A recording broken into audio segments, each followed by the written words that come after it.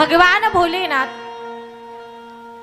आपण शिवलिंगाचे 4 प्रकार पाहिले, पण त्यातील एक मुख्य प्रकार आहे ते म्हणजे गुरु शिवलिंग. गुरूंच्या उजव्या पायाचा अंगठा जो आहे, उजव्या पायाचा अंगठा जो आहे तो म्हणजे गुरु शिवलिंग.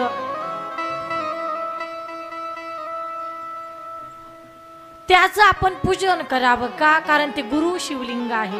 गुरूंच्या पायाचा उजवा अंगठा, उजव्या पायाचा अंगठा तो गुरु शिवलिंग आहे. आणि खरंच आपल्या जीवनामध्ये गुरूंचं फार मोठं स्थान आहे.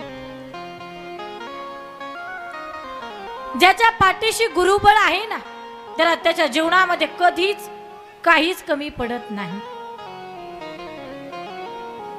एका गुरूंचा आशीर्वाद राहू द्या आणि 33 कोटी देवतांचा शाप असू द्या, तरी गुरूंच्या आशीर्वादापुढे 33 कोटी देवतांचा शाप आपल्याला लागत नाही. एवढी ताकद गुरूंमध्ये आहे. पण याच्या उलट 33 कोटी देवतांचा आशीर्वाद असू द्या आणि एका गुरुचा शाप असू द्या, तुमचं जीवन दुःखित झाल्याशिवाय राहणार नाही. कारण गुरूंचं आपल्या जीवनामध्ये एवढं स्थान आहे. आणि खरंच प्रत्येकाच्या जीवनामध्ये गुरु असायला पाहिजेत, एक तरी गुरु असावा. कारण गुरु शिवाय माणसाला ज्ञानाची प्राप्ती होत नाही. गुरुनी दिला ज्ञान रूपी वसा, गुरुने दिला ज्ञान रूपी वसा, आम्ही चालवू हा पुढे वारसा, आम्ही चालवू हा पुढे वारसा.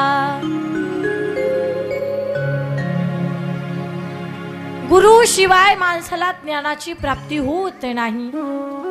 हरिपाठामध्ये सुद्धा सांगितले, श्री गुरु सारिखा हस्ता पाठी राखा, श्री गुरु सारिखा हस्ता पाठी राखा, ओ श्री गुरु सारिखा हस्ता पाठी राखा,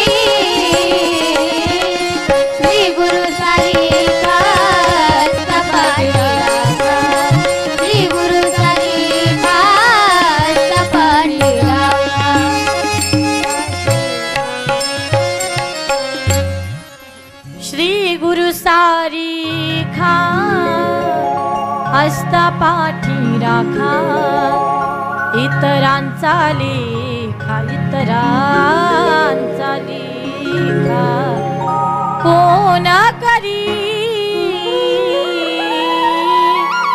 श्री गुरु सारिखा हस्ता पाठी राखा, श्री गुरु सारिखा हस्ता पाठी राखा आणि इतरांचा लेखा कोण करी. ज्याच्या पाठीशी गुरुबळ आहे त्या व्यक्तीला जीवनामध्ये कधीच काहीच कमी पडत नाही. ही गुरूंची ताकद आहे. आणि खरं सांगू, गुरूंच्या चरणावरती श्रद्धा ठेवा.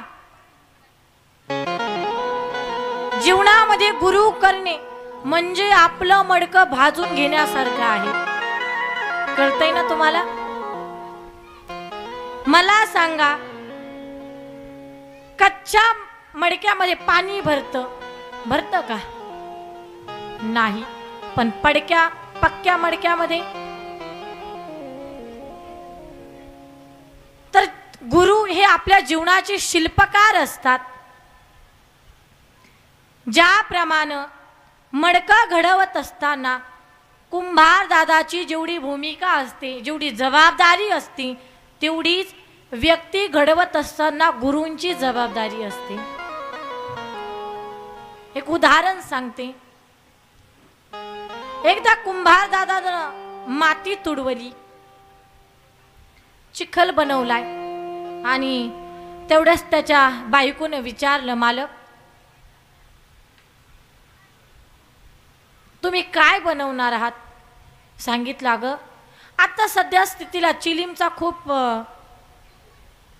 काळ चालू आहे. जिकडे तिकडे चिलीम आहे. चिलीम जर बनवली तर आपल्याला पैसेही भरपूर मिळतील आणि आशीर्वादही मिळेल आपल्याला, म्हणून मी चिलीम बनवणार आहे. ती म्हटली, हे पहा, तोंडावरती उन्हाळ्याचे दिवस येत आहेत. या मातीची चिलीम बनवण्याऐवजी तुम्ही जर मडकं बनवलं तर लोक थंडगार पाणीही पितील, पैसेही मिळतील आणि लोकांचे भरभरून आशीर्वादही आपल्याला मिळतील. म्हणून तुम्ही मडकं बनवा. कुंभार दादानं माती तुडवली. त्याच्या पत्नीनं विचारलं, आता तुम्ही काय बनवणार आहात? कुंभार दादा बोलला, मी आता चिलीम नाही बनवणार, तर या मातीचं मडकं बनवणार आहे. तर त्यानं चिलीम बनवण्याऐवजी मडकं बनवलं. त्या मातीला मडक्याचा आकार दिला. पण तेवढ्यात त्या मातीतून आवाज आला, कुंभार दादा काय करतोयस? कुंभार दादा बोलला, मातीताई मी मडकं बनवतोय. मातीताई बोलली, कुंभार दादा तू तर चिलीम बनवणार होता ना, मग तू आता मडकं का बनवायला लागला? त्या कुंभार दादानं सांगितलं, मातीताई बनवणार होतो मी चिलीम, पण आता मी मडकं बनवणार आहे. का? म्हणे माझा विचार बदलला. काय म्हटला? माझा विचार बदलला. मातीताई बोलली, कुंभार दादा तू चिलीम बनवणार होता पण मडकं बनवायला लागला, तुझा तर विचार बदलला. पण कुंभार दादा माझं तर जीवनच बदलून गेलं. काय म्हटली मातीताई? तुझा विचार बदलला पण माझं जीवन बदललं. मी जर चिलीम झाली असते तर लोकांनी माझ्या तोंडामध्ये विस्तव भरला असता, मला आशीर्वाद नाही तर शाप मिळाला असता. लोकांच्या तोंडाला ओठाला लावून लोकांची तोंड भाजली असती.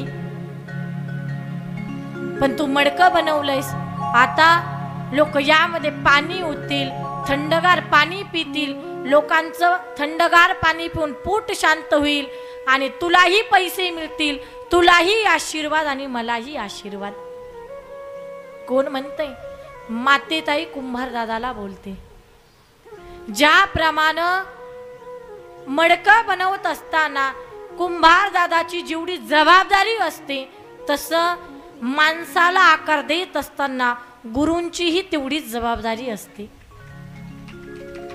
म्हणून माणसाच्या जीवनामध्ये एक तरी गुरु असावा. माऊली ज्ञानोबाराया ज्ञानेश्वरी सारखा पवित्र ग्रंथ लिहिला, पण त्यामध्येही गुरूंचं महत्व सांगितलंय. म्हणून जाणीजे गुरु भजीजे, तेने कृतकार्य होईजे, जैसे मूळ सिंचने. ज्ञानेश्वरी मध्ये सुद्धा गुरूंचं महत्व सांगितलेलं आहे. आणि पहा, म्हणूनच आपल्या जीवनामध्ये गुरूंचं स्थान हे फार मोलाचं आहे. पण पहा, गुरु ही बदलायची गोष्ट नाहीये. आजी तिने 2-3 गुरु बदलले होते माझ्या ताईनं. एक दिवस माझ्याकडे आली, एका गावामध्ये माझी कथा होती. ती आजी म्हटली, ताई मला तुम्हाला गुरु करून घ्यायचंय. म्हटलं आजी एवढं वय झालंय तुमचं, 80 वर्षाच्या झालात तुम्ही आणि 80 वर्षामध्ये तुम्हाला गुरु करायचे. आजी बोलली, ताई तुम्हाला खरं सांगू का, वयाच्या 20व्या वर्षी मी पहिले गुरु केले. ते गुरु केले पण 2 महिन्यानं ते गायब झाले, म्हणजे मरण पावले. पुन्हा ते गेल्यानंतर मी दुसरे गुरु केले, तेही 2 महिन्यानंतर गेले वर. पुन्हा तिसरे गुरु केले, तेही 2 महिन्यानंतर गेले. मग आता मला तुम्हाला गुरु करायचंय. म्हटलं आजी मला जर गुरु केलं तर मी सुद्धा जाईन ना, घरी नाही वर. म्हटलं मला काय गुरु करून घेऊ नका, अगोदरच तुम्ही ज्याला गुरु करता ते वर जाते, मी जर गेले तर मग काय पंचायत असते ना माझी. म्हणजे गुरु ही बदलायची गोष्ट नाहीये. गुरु एकच असावा.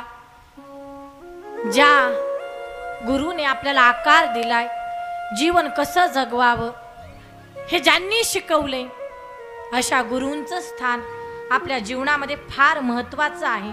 म्हणूनच म्हणतात, गुरु संत कुळीचा राजा, गुरु प्राण विसावा माझा. संत कुळीचा राजा, गुरु हा प्राण विसावा माझा. गुरु विना देव तुझा, पाहता नाही त्रैलोकी. गुरु विना देव तुझा, पाहता नाही त्रैलोकी.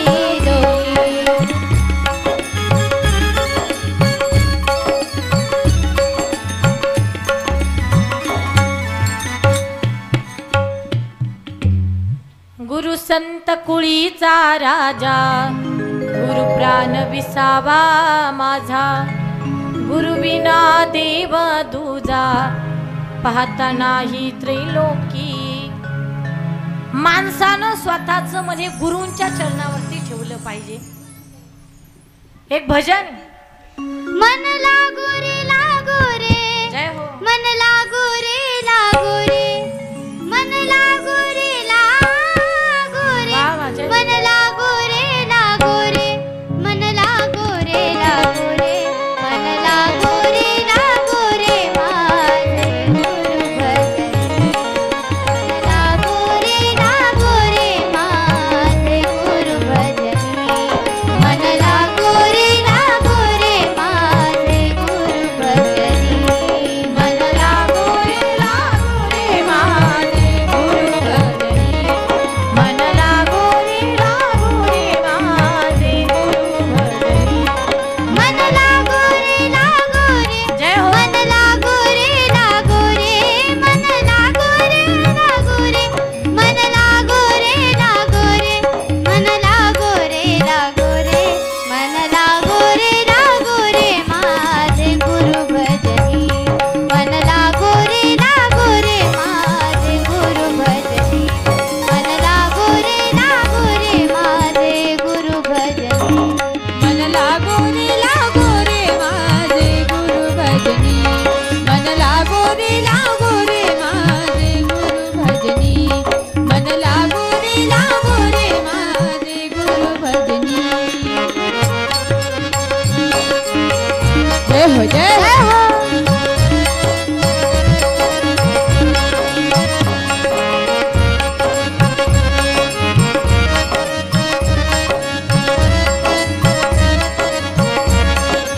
जय हो. जय हो.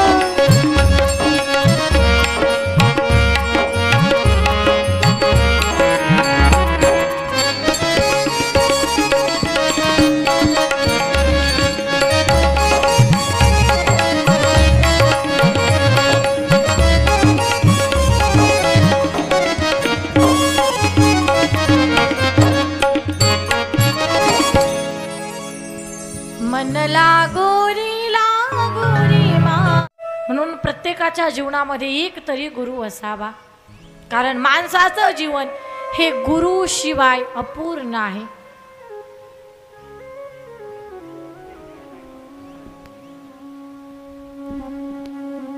म्हणून पाचवं जे शिवलिंग आहे गुरु शिवलिंग, गुरूंच्या उजव्या पायाचा जो अंगठा आहे तो अंगठा म्हणजे गुरु शिवलिंग आहे. ज्याच्या जीवनामध्ये गुरु असतील त्यांना नक्कीच गुरु शिवलिंगाचं पूजन करण्याचं भाग्य प्राप्त होईल. तर असे हे 5 शिवलिंगाचे प्रकार आहेत. तर कोणत्या शिवलिंगाची पूजा केल्यानं काय फलप्राप्ती होते ते मी तुम्हाला सांगितलं. पण ऐका, ज्या देवाची कथा आपण श्रवण करत आहात तो देवांचा देव महादेव, सगळ्या देवांचा देव आहे, पण भोळा देव आहे. बाकीचे देव एवढे चॅप्टर, एवढे हुशार. पहिल्यापासून मी सांगत आले की जास्त सेवा करून घेतात, पण फळ त्यांच्या मनात आलं तर देतात, नाही तर देत सुद्धा नाही. पण माझा भगवान भोलानाथ एवढा भोळा देव आहे की हा देव चोराला सुद्धा प्रसन्न होतो. काल आपण पाहिलं झाकी रूपामध्ये. त्याच्या दरबारामध्ये जो कोणी येईल रिकाम्या हातानं कुणालाच हा देव पाठवत नाही. एवढा भोळा देव आहे माझा महादेव. की एक चोर चोरी करण्यासाठी मंदिरामध्ये आला, शिवकथा ऐकली, महाराजांनी सांगितलं हा देव तांब्याभर पाण्यानं प्रसन्न होतो. आता यानं घरी जायचं ना, शिव मंदिरामध्ये आला, देवा अगोदर माझी चोरी सक्सेस होऊ द्या, मग तुम्हाला तांब्याभर काय हांडाभर पाणी घालल, पण अगोदर चोरी सक्सेस होऊ द्या. आला चोरी करायला, पण चोरी काय सक्सेसच झाली नाही. मंदिरामध्ये आला, देवा खोटे आहात तुम्ही आणि तुमचे भक्त सुद्धा खोटे आहात. तुमची महाराज कथाकार महाराज सांगतात की तांब्याभर पाण्यानं देव प्रसन्न होतो, पण देवा खोटे आहात तुम्ही, तुमची भक्ती सुद्धा खोटी. असं म्हणत होता. रात्रीच्या 12 वाजता आणि तिथे एक म्हातारी आजी आली पूजा करायला. हातामध्ये चांदीचा तांब्या होता, पूजेचं ताट होतं आणि चांदीचा तांब्या पाहिला. चोर म्हटला आज काही का असे ना, देवा तुझे कोटी कोटी धन्यवाद, आजचा कार्यक्रम तांब्यावरच भागून घेऊ आपण. एवढा आनंद झाला, देवा धन्यवाद, पण तुला अगोदर जे काही बोललो ना मला माफ कर. माफी मागितली देवाला. म्हातारी आली बिचारी, पूजा करायला लागली, पण याची नजर त्या तांब्यावर. कधी तांब्या चोरल मी ना, कधी घरी घेऊन जाईल. तो म्हटला आजी तुमची पूजा झाली ना, मला सुद्धा पूजा करायची. पण म्हातारी खूप चॅप्टर होती. म्हातारी म्हटली याला मी ओळखत नाही, याच्या जर हातात चांदीचा तांब्या दिला आणि हा जर घेऊन घरी गेला तर माझी सून मला घरात येऊ देणार नाही. कारण सुनेच्या लग्नातील तो तांब्या होता, आणि जर घरामध्ये सापडला नाही तर सून मलाच विचारील. ती म्हटली हे बघ, म्हातारी चॅप्टर होती. आणि पहा म्हातारे बाया इथं एवढ्या चॅप्टर असतात. एकतर आजी पुसत ते यवतमाळ लांब होतंय का? हा दिग्रस घेऊत आपण. पुसत ते दिग्रस बसमध्ये प्रवास करायची आणि बसताना कंडक्टर शेजारी बसायची. बरं बसा नका, रोज कंडक्टरला काजू बदाम खायला द्यायची. हो एक दिवस कंडक्टरने विचारलं, आजी एवढे महाग असलेले काजू बदाम का बर खायला देतात? आजी म्हणते हे बघ बाळा, तू विचारू नये मी सांगू नये. काय म्हणते म्हातारी? तू विचारू नये मी सांगू नये. हे बघ बाळा, माझं वय झाले 80 ते 85 वर्ष, मला नाही राहिले दात.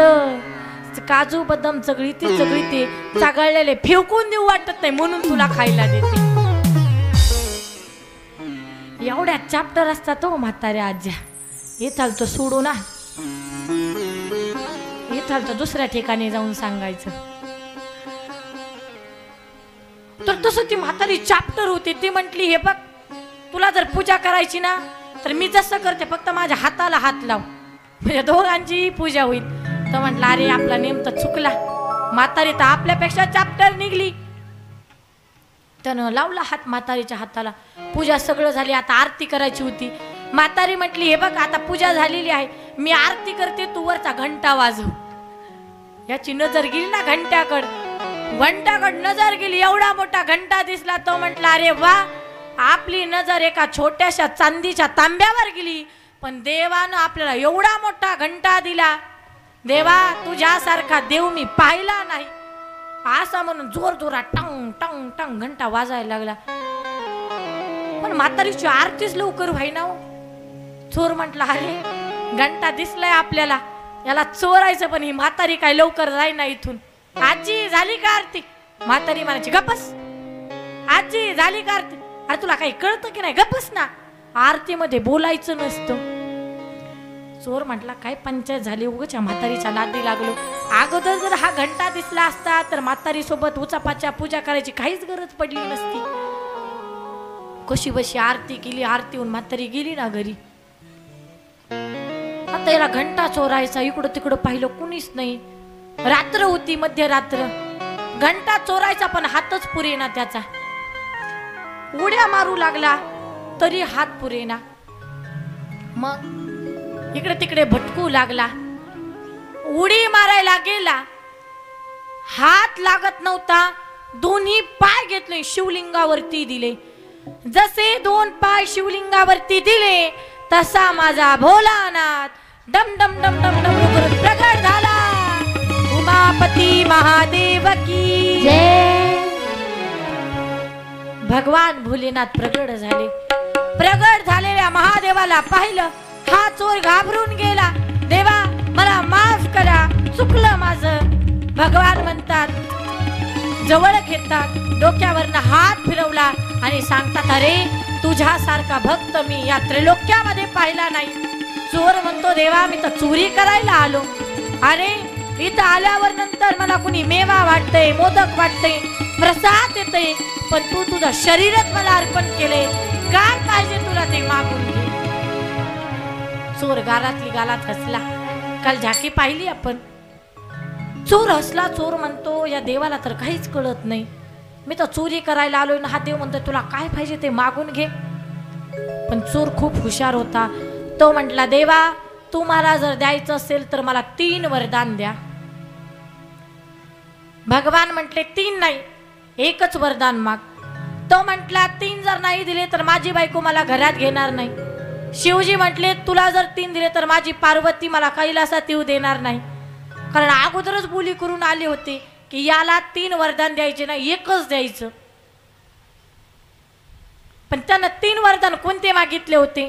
त्यानं मागितलं आईला डोळे, बायकोला धन आणि त्याला मुलगा. शिवजी म्हटले नाही, एकच मागून घे. त्यानं बराच वेळ विचार केला, डोकं काय खाजवलं, इकडे तिकडे भटकू लागला. आणि मग मनामध्ये विचार आला. तो म्हटला भगवान ठीक आहे, तुम्हाला एकच वरदान द्यायचं ना तर एकच वरदान द्या. शिवजी म्हटले पटकन माग, मला वेळ नाहीये. तर त्यानं मागितलं, पण काय मागितलं लक्ष देऊ नये का. तो म्हटला देवा द्यायचं असेल तर एकच द्या. काय द्या? मेरी माता सोने के महलों में देखे पोता. काय मागितलं? मेरी माता सोने के महलों में देखे पोता.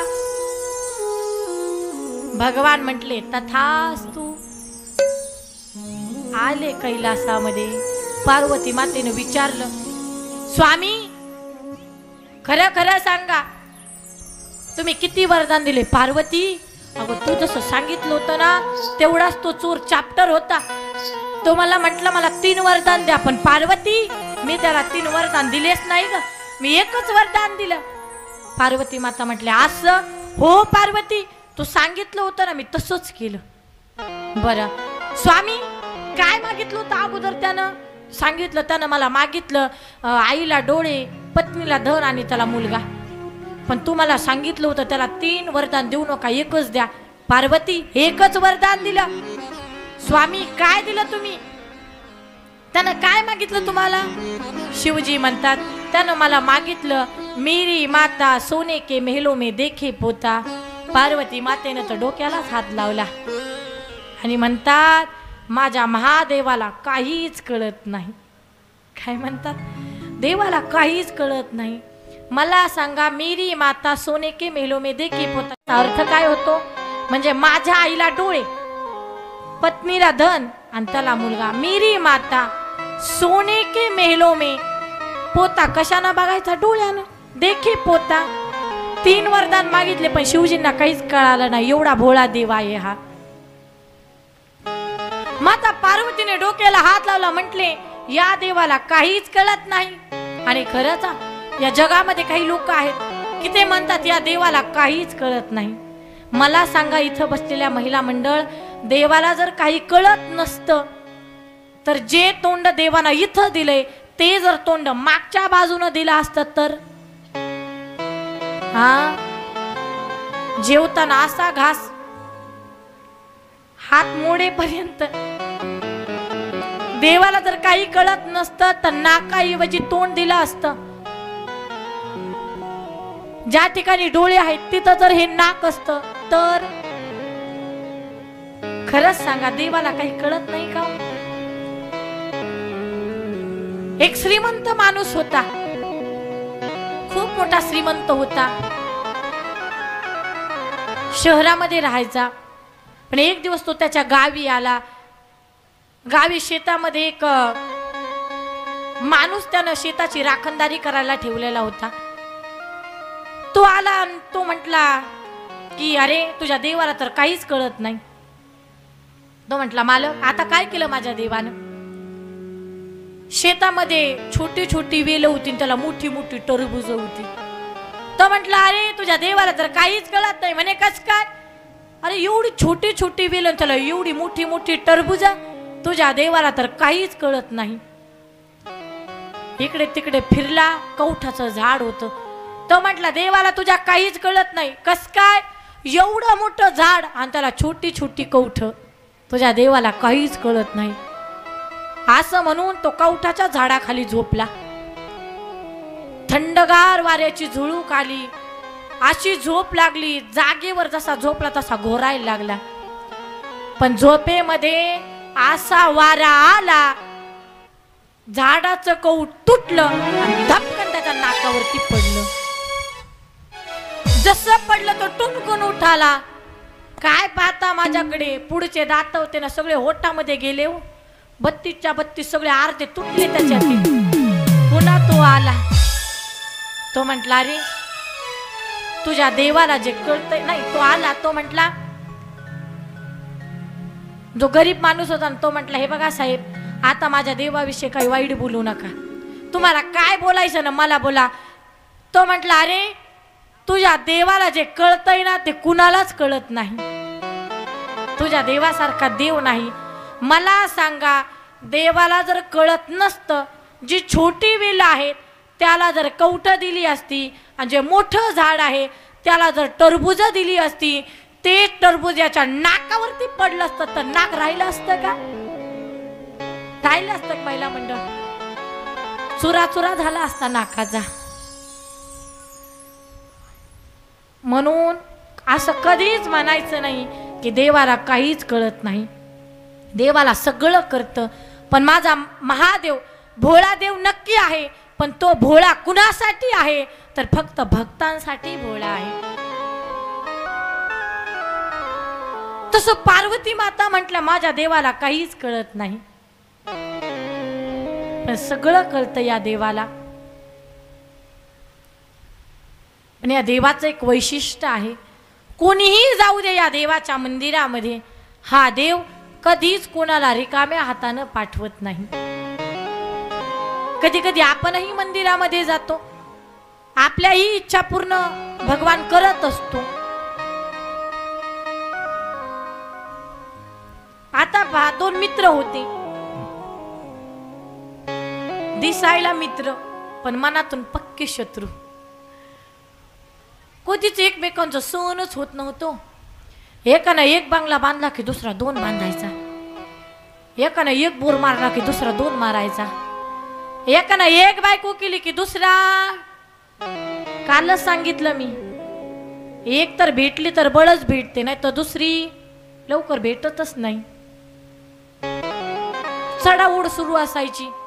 पहिला मित्र म्हटला, हे बघा या मित्रापेक्षा आपल्याला श्रीमंत व्हायचे, म्हणून तो शिवरात्रीचा काळ होता, गेला शिव मंदिरामध्ये जंगलामध्ये आणि भजन सुरू केलं. दुसरा त्याचा मित्र 2 दिवस झाले गावामध्ये पाहत होता.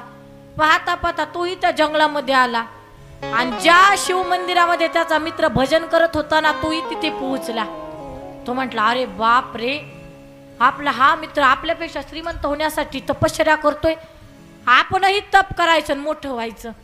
म्हणून यानंही भजन सुरू केलं जोरजोरामध्ये. दोघांचंही भजन सुरू झालं. नमः शिवाय ओम नमः शिवाय, हर हर नमः शिवाय, नमः शिवाय ओम नमः शिवाय, हर हर भोले नमः शिवाय, नमः शिवाय ओम नमः शिवाय, हर हर भोले नमः शिवाय, नमः शिवाय ओम नमः शिवाय, हर हर भोले नमः शिवाय, हर हर शंकर नमामि शंकर शिव शंकर शंभो, हे गिरिजापति भवानी शंकर शिव शंकर शंभो, हर हर शंकर नमामि शंकर शिव शंकर शंभो, हे गिरिजापति भवानी शंकर शिव शंकर शंभो, हर हर शंकर नमामि शंकर शिव शंकर शंभो, हे गिरिजापति भवानी शंकर शिव शंकर शंभो, हर हर शंकर नमामि शंकर शिव शंकर शंभो, हे गिरिजापति भवानी शंकर शिव शंकर शंभो, उमापति महादेव की जय, हनुमंत महाराज की जय. तर दोघांनी भजन सुरू केलं. एक म्हणायचं ओम नमः शिवाय, दुसरा म्हणायचा हर हर शंकर नमामि शंकर शिव शंकर शंभो, हे गिरिजापति भवानी शंकर शिव शंकर शंभो. असं करता करता पहिला जो मित्र होता ना, त्यानं डोळे उघडले. म्हणे बाप रे, हाही मित्र हजर झाला. त्यानं भजन बंद केलं, दुसऱ्यानंही बंद केलं. आणि उठून उभा राहिला. बेलपत्र वाहिले, हळदी कुंकू अक्षदा भस्म लावला, स्वतःच्याही कपाळाला भस्म ओढला आणि देवाला म्हणू लागला, काय देवा मला पाव. काय म्हटला? देवा मला पाव. खायचा पाव नाही, आपण नाही म्हणत का देवा मला पाव, तो पाव. हा म्हटला देवा मला पाव. दुसऱ्यानं ऐकलं, तो म्हटला देवा मला वडापाव. एक म्हणायचा पाव, दुसरा म्हणायचा वडापाव. पाव वडापाव, पाव वडापाव, पाव वडापावच्या नादामध्ये भगवान शिवजींचं डोकं दुखलं हो. माता पार्वती म्हणतात, असले कसले तुमचे भक्त येतो, काही कळत नाही, कुठंही राहतात, कुठंही खातात, कुठंही लोळतात. आणि पहा, ही चर्चा एकदा शिव पार्वतीमध्ये झालेली होती. नवीन लग्न झालं आणि लग्न झाल्यानंतर दोघीही गप्पा मारायला बसले. शिव पार्वती दोघांच्या गप्पा रंगल्या आणि गप्पा मारत असताना पार्वती माता शिवजींना बोलल्या, स्वामी तुमच्या भक्तांना तर काहीच कळत नाही. कस काय पार्वती? अहो कसले भक्त असतात तुमचे, अंगावर मळकटलेले कपडे, फाटल्याला पांचा, आंघोळ नाही महिनाभर, एकदा का गटारात पिऊन पडलं की तिकडच पिऊन पडतंय. असले कसले तुमचे भक्त? माझे भक्त पा स्वतःही थाटामध्ये राहतात आणि मलाही थाटामाटामध्ये ठेवतात, आणि एक तुमचे भक्त कसले तर. शिवजी म्हणतात, पार्वती अगं माझ्या भक्तांना असं बोलू नकोस, कसे का असे ना भोळे भाबडे माझे भक्त आहेत ग. पण पार्वती माता त्यांच्या भक्तांची स्तुती करतात आणि शिवजींच्या भक्ताला नावं ठेवतात. आशे कसले, याडे गबाडे, आंघोळ नाही, कपडे नाही, राहणीमान चांगलं नाही, काहीच नाही तुमच्या भक्तांना. शिवजी म्हणतात, हे पार्वती असं बोलू नको माझ्या भक्तांबद्दल. एक काम करू, आपण परीक्षा घेऊ, तुझे भक्त श्रेष्ठ का माझे भक्त श्रेष्ठ. ठीक आहे म्हणे, परीक्षा घ्यायची ठरली. शिवाजींनी अंगाला भस्म लावला. सामान्य व्यक्तीचं एका भिकाऱ्याचं रूप धारण केलं आणि पार्वती मातेनं तर असं रूप धारण केलं, पूर्ण अंगाला चिंध्या चिंध्या, जणू की दारामध्ये एखादी भिकारीन कटोरा घेऊन येते ना, अगदी तसंच रूप पार्वती मातेनं धारण केलं. का? कोणाला ओळखू येऊ नये यासाठी. दोघांनी असं सामान्य व्यक्तींचं रूप धारण केलं. आणि माता पार्वती अगोदर स्वतःच्या भक्ताकडे आल्या. एक मोठं नगर आहे, ते नगर एवढं श्रीमंत आहे. मला सांगा, नगर जर एवढं श्रीमंत असेल तर राजा किती श्रीमंत असेल, किती धनवान असेल. राजाकडे एवढं धन होतं की राजा जेवण केल्याशिवाय, जेवणाच्या अगोदर लक्ष्मीची पूजा करायचा. जेवण करण्याच्या अगोदर, पूजा करण्या अगोदर पाण्याचा घोट सुद्धा गळ्याच्या खाली जात नव्हता. एवढा श्रीमंत राजा होता. रोज लक्ष्मीची धनाची पूजा करायचा. आणि त्याच ठिकाणी माता पार्वती आणि शिवजी भिकाऱ्याच्या रूपामध्ये आले, एका सामान्य माणसाच्या रूपामध्ये. द्वारपाल होते. माता पार्वतीनं सांगितलं, तुमचे महाराज आहेत का? म्हणे हो आहेत ना. तुम्ही कोण? म्हणे आज तुमचे जे महाराज जे आहेत ना श्रीमंत, ते फक्त माझ्यामुळे आहेत. शिपाई तर हसायलाच लागले. म्हणे तुम्ही कसले, आमचे महाराज कसले, आणि तुम्ही म्हणतात तुमच्यामुळे आमचे महाराज मोठे आहेत? शक्यच नाही. म्हणे आतमध्ये जा, महाराजांना संदेश द्या की तुम्हाला भेटण्यासाठी एका नवरा बायकोची जोडी आलेली आहे. आमचे महाराज धावतच पळत येतील आम्हाला भेटण्यासाठी. शिपाई म्हटले असं का? म्हणे आत्ता जातो. महाराजांची पूजा चाललेली होती. शिपाई घरामध्ये आले, आत्मा आले. महाराज, आपसे मिलने के लिए एक पुरुष और एक नारी आई. आणि ते म्हणतात आज तुमच्याकडे जेवढं काही वैभव आहे ते फक्त त्या दोघांमुळे आहे. राजा म्हटला कोण आहे? म्हणजे सांगतात एक नवरा बायकोची जोडी आहेत आणि ते सांगतात तुमचा राजा आज जे काही आहे ते फक्त आमच्यामुळे आहे. राजाला गर्व झाला. अरे मी राजा आहे, अनेका भिकारींना मी माझा वेळ त्यांच्यासाठी खर्च करावा शक्यच नाही, त्यांना हाकलून द्या. शिपाई आल्या, सांगितलं महाराज ओळखत नाही तुम्हाला, आणि तुम्हाला तुमचं नाव सांगितलं तरी सुद्धा ते ओळखत नाही. जसे आलात तसे निघून जा. शिवजींनी माता पार्वतीकडे पाहिलं. पार्वती, हे तुझे भक्त आहेत का? तुम्हाला कळतही नाही, हे तुझे भक्त आहेत का? माता पार्वती लाजल्या, खालीच मुंडी घातली. स्वामी थोडंसं थांबा. दुसऱ्या शिपाईला सांगितलं जा, पुन्हा जाऊन सांगा असे असे आलेले आहेत, तुमचे महाराज पळत येतील. दुसऱ्या शिपाईला महाराज एवढे रागवले, सांगितलेला कळत नाही का तुम्हाला? मी कोणत्याच नवरा बायकोला ओळखत नाही, त्यांना हाकलून द्या. तोही शिपाई आला, दोघांवरती हसला. माता पार्वती नाराज झाल्या, उदास चेहरा झाला. पण शिवजी सांगतात पार्वती अशी उदास होऊ नकोस, चल आता तुला माझे भक्त दाखवतो. निघाले. सायंकाळचे 6 वाजले. सायंकाळचे 6 वाजले. जंगलामधून जात असताना एक झोपडी दिसली. शिवजी सांगतात पार्वती आता माझे भक्त कसे आहे मी तुला दाखवतो. झोपडीच्या बाहेर आले. आवाज दिला, आई घरामध्ये कुणी आहे का? एक म्हातारी आजी काठी टेकवत टेकवत बाहेर आली.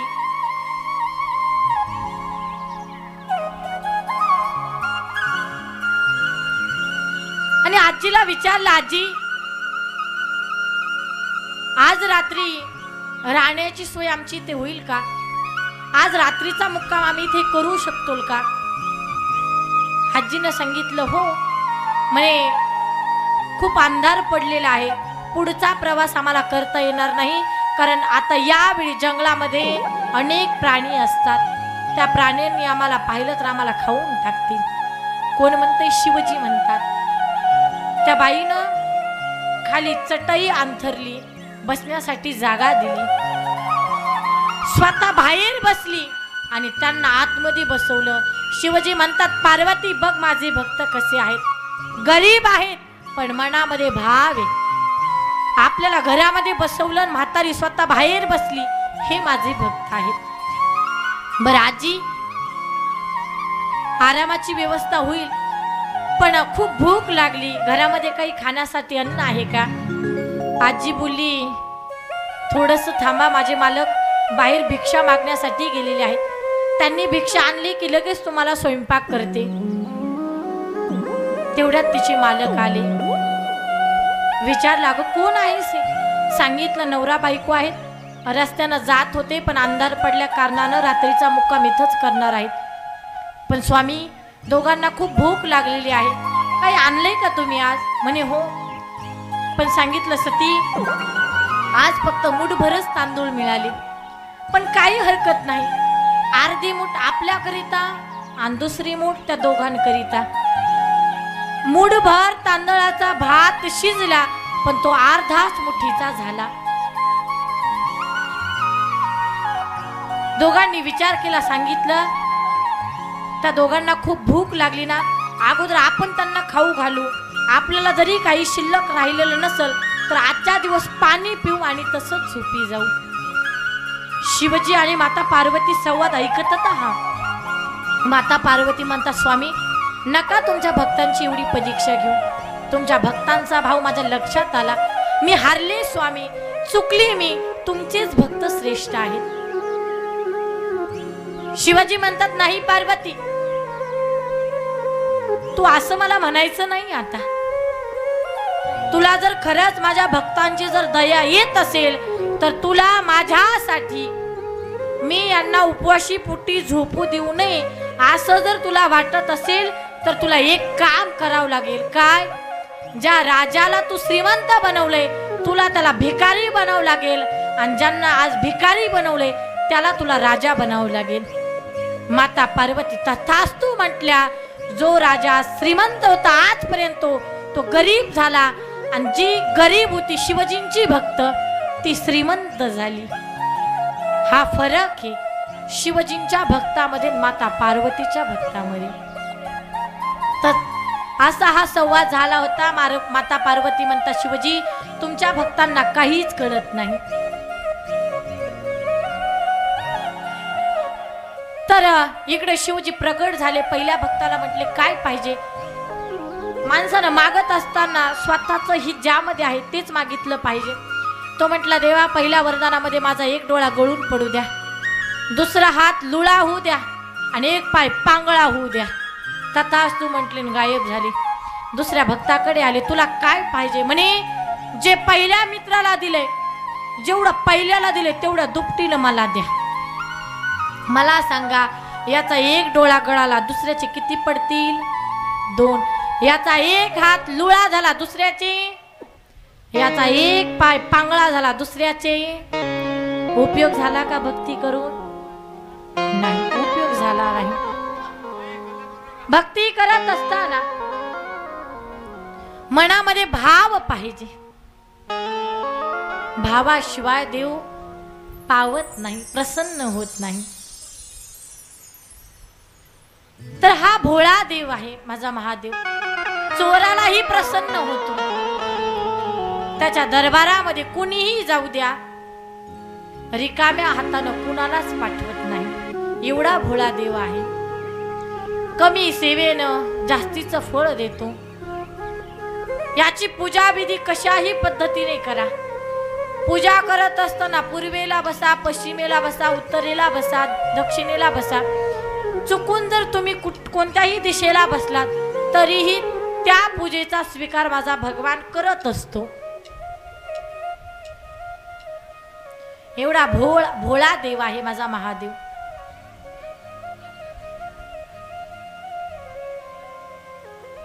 म्हणून या देवासारखा देव नाही. चोराला पावतो, सज्जनाला पावतो, पुण्यवानाला पावतो. कुणीही जाऊ दे याच्या दरबारामध्ये, यदा कदाचित एखाद्याकडे भरपूर धन आहे, या देवाच्या दरबारामध्ये देवांनी सुद्धा मागणी केलेली आहे, पण कधीच कोणत्याच देवाला या महादेवाने रिकाम्या हातानं पाठवलेलं नाहीये. तर असा देवांचा देव महादेव. आता पहा, या जगामध्ये आल्याच्या नंतर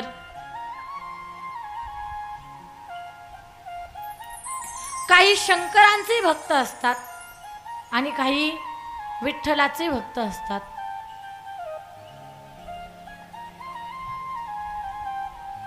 त्याला नाव आहेत विष्णू पुराण आणि शिवपुराण.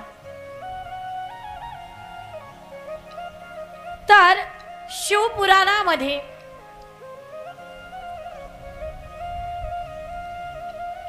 सगळे शिवभक्त आहेत आणि विष्णुपुरात सगळे वैष्णव आहेत. पण जे शिवभक्त आहेत ते फक्त शंकराचीच पूजा करतात आणि जे विष्णू भक्त आहेत ते फक्त विठ्ठलाचीच भक्ती करतात. पण ऐका, कधीच या दोन देवतांमध्ये कधीच भेद करायला जायचा, कारण हे दोन वेगळे नसून एकच आहेत. दोन रूप आहेत, दोन नावं आहेत, पण आत्मा एकच आहे. एकच देव आहे, पण अवतार 24 अवतार आहेत हे देवताची.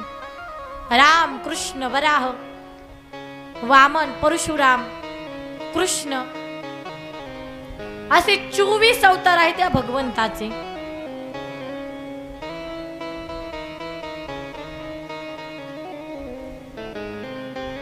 पण इकडे जे शिवभक्त आहेत ते फक्त शंकराचीच भक्ती करतात, पण जे वैष्णव आहेत ते फक्त विठ्ठलाची भक्ती करतात.